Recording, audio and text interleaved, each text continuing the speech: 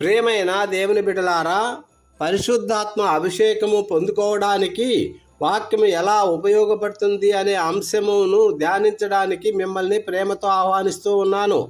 పరిశుద్ధాత్మకు వాక్యమునకు ఉన్న సంబంధం ఏమిటి తెలుసుకుందాము రండి. మన దేవుడు త్రియేక దేవుడు, తండ్రి, కుమారుడు, పరిశుద్ధాత్ముడు. తండ్రి చేసే కార్యములలో యేసుక్రీస్తు పరిశుద్ధాత్ముడు ఉంటున్నారు.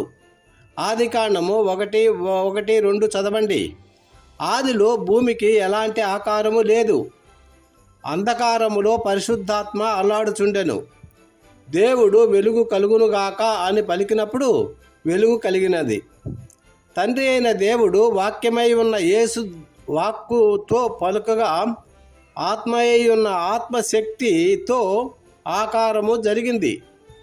లూకాసు వార్త 3:21-22 యేసు ప్రభువు జ్ఞానస్నానములో తండ్రి దేవుడు అతని యందు ఆనందిస్తున్నాడు.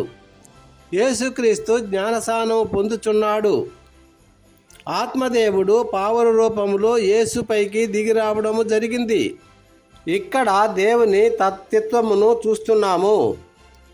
ప్రియులారా, ఇక్కడ మనము గమనించినట్లయితే ఆత్మను పొందుకోవడానికి వాక్యశక్తి, వాక్యము పొందుకోవడానికి ఆత్మశక్తి, ఈ రెండు అభిషేకం పొందుకోవడానికి మూలాధారాలుగా ఉంటున్నాయి.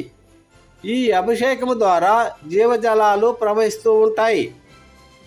1 యోహాను 5:7 సాక్ష్యమిచ్చువారు ముగ్గురు, ఆత్మ, నీళ్లు, రక్తము. ఈ మూడు సాక్షులుగా ఉంటున్నాయి. యోహాను 16:33 ఈ లోకములో మీకు శ్రమ కలుగును, ధైర్యము తెచ్చుకొనుడి, నేను లోకమును జయించి ఉన్నాను. యేసు ప్రభువు ఆత్మతోనే ఈ లోకాన్ని జయించాడు. హల్లెలూయా. మార్కు 1:16 యేసు ప్రభువు ఇక్కడ పేతురును మనుషులను పట్టువారినిగా చేశాడు. కానీ పెంతెకొస్తు నాడు పరిశుద్ధాత్మ వలన మాత్రమే అతడు మనుషులను పట్టేవానిగా మారినాడు. దేవుని వాక్కు పలకడానికి, బోధించడానికి ఒక మనిషికి శక్తి దేవుని పరిశుద్ధాత్మ అభిషేకించే శక్తి నుంచి వస్తుంది. వాక్యము చదవాలన్నా, పలకాలన్నా, బోధించాలన్నా పరిశుద్ధాత్మ వలననే జరుగుతున్నాయి. 2 సమూయేలు 23:3 చదవండి. సామెతలు 1:23 నా ఆత్మను నీ మీద కుమ్మరించెదను, నా ఉపదేశమును నీకు తెలిపెదను. రెండవదిగా దేవుని వాక్యమునకు ఉన్న శక్తి దేవుని పరిశుద్ధాత్మ అభిషేకమే.